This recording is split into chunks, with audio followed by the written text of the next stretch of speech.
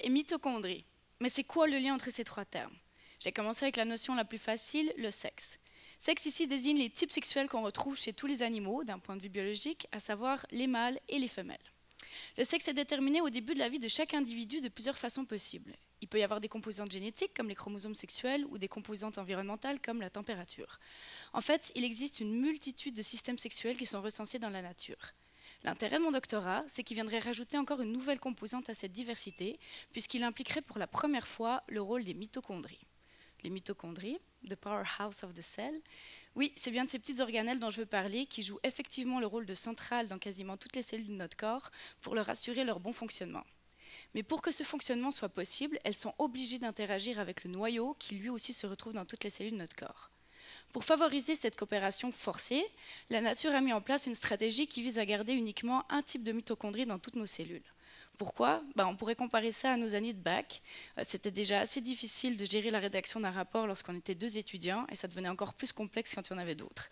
Donc c'est la même chose pour nos cellules et c'est pour ça que chez tous les animaux, il y a seulement les mitochondries d'un seul parent qui vont être transmises aux générations suivantes, généralement celles de la mère, tandis que celles de l'autre parent, donc du père, vont être éliminées.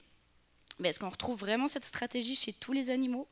Eh bien non, c'est là qu'on arrive chez les moules. On ne sait pas pourquoi, chez elles, c'est un système totalement unique qui consiste en fait à transmettre les mitochondries selon le sexe de l'enfant. Si la moule est destinée à devenir une femelle, ça va être les mitochondries de la maman qui vont être transmises comme c'est le cas chez n'importe quel autre animal. Par contre, et c'est là que ça devient intéressant, si la moule est destinée à devenir un mâle, ça va être les mitochondries du papa qui vont être transmises en plus de celles de la maman. Mais comment est-ce qu'un tel système a-t-il pu apparaître il y a des millions d'années puis être encore maintenu à ce jour chez ces espèces quand on sait que chez n'importe quel autre animal, si on rajoute un seul type de mitochondrie dans les cellules, ça peut provoquer de graves dysfonctionnements qui peuvent même entraîner jusqu'à la mort de l'individu? C'est que forcément, cette stratégie doit avoir un rôle important chez ces moules. Et vu le lien qu'il y a entre les mamans qui donnent aux filles et le papa qui donne aux fils, on imagine que ce rôle a un lien avec la détermination du sexe. Et c'est bien ça le but de mon doctorat, c'est de comprendre la nature de ce lien en mettant bien l'emphase sur les mitochondries. Pourquoi? Parce qu'on n'arrête pas de cantonner les mitochondries à ce simple rôle de centrale alors qu'elles sont bien plus que cela. On s'est rendu compte par exemple il y a quelques années que oui, c'est bien elles qui sont responsables du maintien de la vie de nos cellules, mais paradoxalement c'est aussi elles qui sont responsables du vieillissement et même de la mort de ces mêmes cellules, ce qui pourrait en fait leur conférer le surnom de Dr Jekyll and Mr Hyde.